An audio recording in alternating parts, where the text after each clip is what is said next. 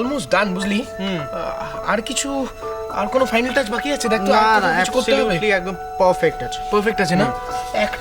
একটা জায়গায় শুধু লাস্ট ফাইনাল টাচ। আমি দাঁড়াইতে লাগাবো। দরকার নেই কিছু, একদম না। এবার এটা ভাবো যে এটা কোথায় লাগাতে হবে। কোথায় লাগাই বলতো? ওই দিকটা লাগাও। ওই দিকটা লাগাই না? ঠিক বলেছিস, ওই দিকটাই লাগাই। কি করছো বলো তো তোমরা? ব্যানার তৈরি করলাম। ব্যানার বেবির নামে? দেখি। Gablu, plain and simple. Gablu? হ্যাঁ। গাবলু? শোনো, মহুয়া কিন্তু বলে দিয়েছে যে ওর বেবির কোনো খারাপ বিচ্ছিরি নাম রাখা চলবে না। ব্যাস। এই নামটা খারাপ। খুব এই নামটা বিচ্ছিরি। ভালো না। খুব বিচ্ছিরি। এই অর্ক, তুই বল এই নামটা কিউট কিনা? কিউট তো। ও কি বলবে? হ্যাঁ, খুব বাজে নাম। গাবলু শুনলে কেমন মোটু বাচ্চার নাম মনে হয়। শোনো, এই গাবলু নাম দিলে কখনো মেয়েদের নাম হতেই পারে না। বাজে, খুব বাজে নাম।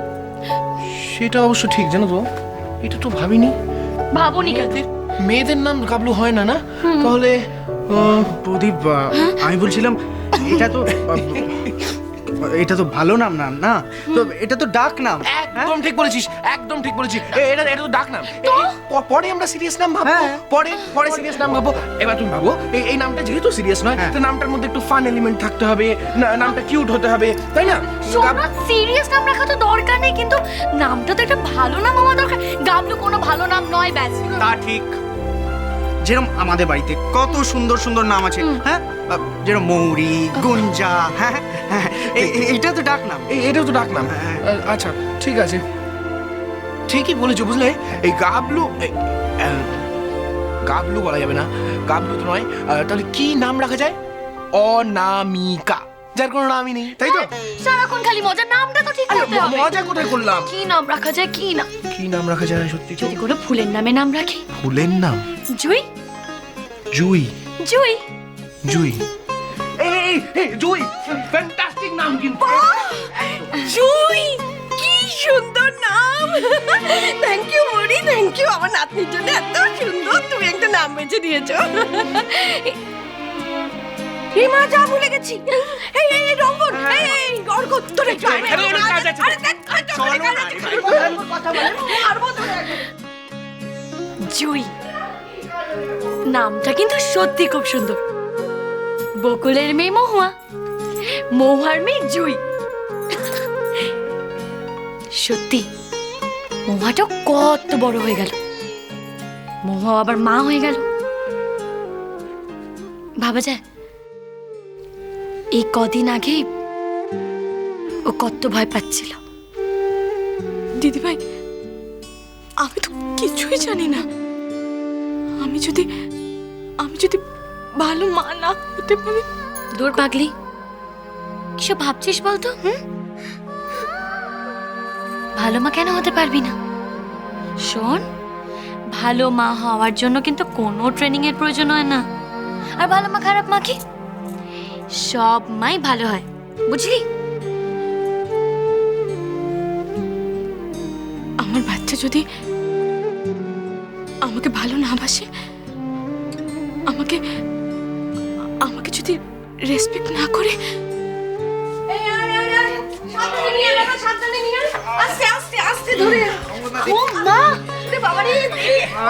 সাবধানে সাবধানে, রঙ্গন আসতে কিন্তু। মামি তুমি কাজ করো না। এখানেই থাকবে তো? এইখানেই থাকলে ভালো হয় না মরি? কেমন আছে? খুব সুন্দর হয়েছে মামিমা। আপনি পছন্দ করে নিয়েছেন?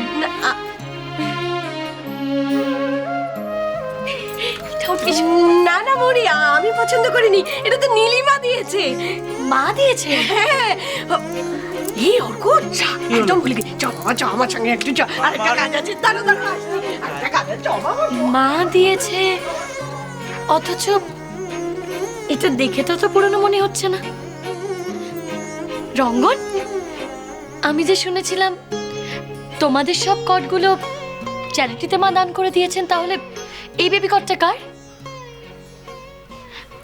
কি হলো বলো না, বেবি কটটা কার?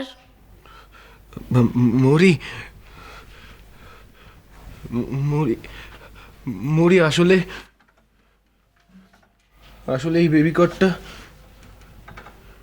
দাদা তোমাদের বেবির জন্য কিনেছিল।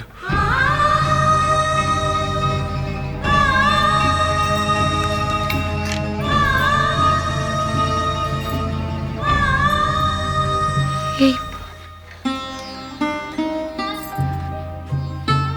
বেবি কটটা ও আমাদের বেবির জন্য কিনেছিল, আমাদের বেবির জন্য।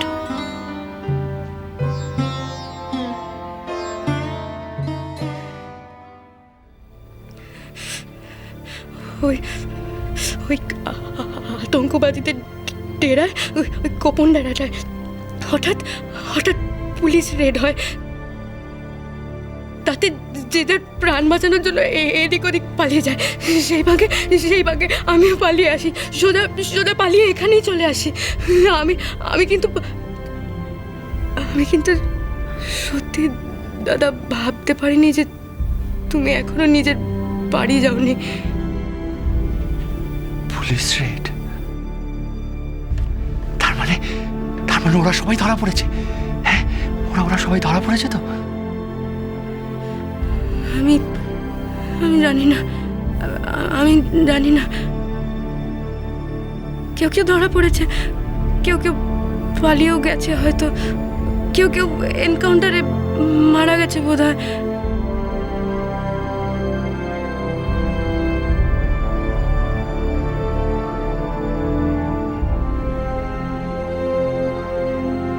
তার মানে এখনো আমার ফাড়া কাটেনি।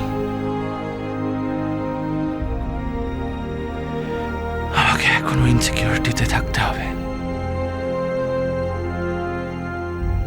কিন্তু ওদের দলের লিডারটা কোথায় থাকে কে জানে? ও যদি একবার ধরা পড়তো। দাদা চলো না, আমি তুমি আমরা দুজনে মিলে দিদির কাছে যাই। হ্যাঁ, আমরা দিদিকে সবটা বুঝে বলবো, আমরা ভালো করে বলবো। দিদি নিশ্চয়ই এটা বুঝতে পারবে, বুঝে এটা ঠিক কোনো না কোনো একটা উপায় দিদি ঠিক বার করবে। হ্যাঁ, চলো না। কি বলছো কি তুমি সত্যি? কি বলছো এসব? আমি তো তোমাকে সব কথা বললাম, তার তুমি কি বুঝতে পারছো না? ওরা এখন মরির ওপরেও নজর রাখছে, ওরা।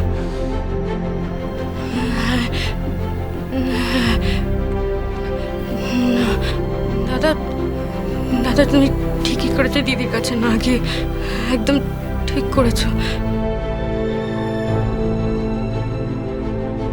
কি করে আমি কোথায় যাব? আমি তো আমার কাজে ফিরতেও, আমার তো ওখানে ফিরে যেতেও ভয় লাগছে। আমি তো দাদা জানিও না আমার কাজটা আছে কিনা।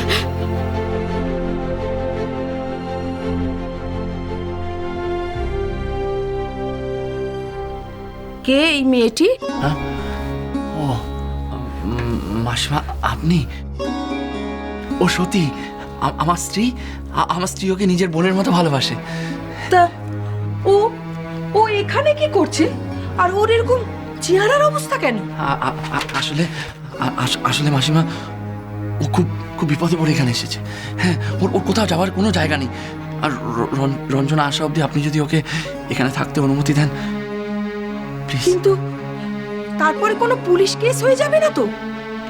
দেখা গেল যে আমি ওকে আশ্রয় দিলাম আর আমি কোনো বিপদে জড়িয়ে পড়লাম। না মাসিমা, কোনো বিপদ হবে না। আমার উপর ভরসা রাখুন। আপনি তো আমাকে এখানে থাকতে দিয়েছেন, এখানে আশ্রয় দিয়েছেন। আমি বলছি, খুব ভালো মেয়ে, বিশ্বাস করুন। ও যে আমাকে কত বড় একটা বিপদের হাত থেকে বাঁচিয়েছে, আমি আপনাকে বলে বোঝাতে পারবো না। থাক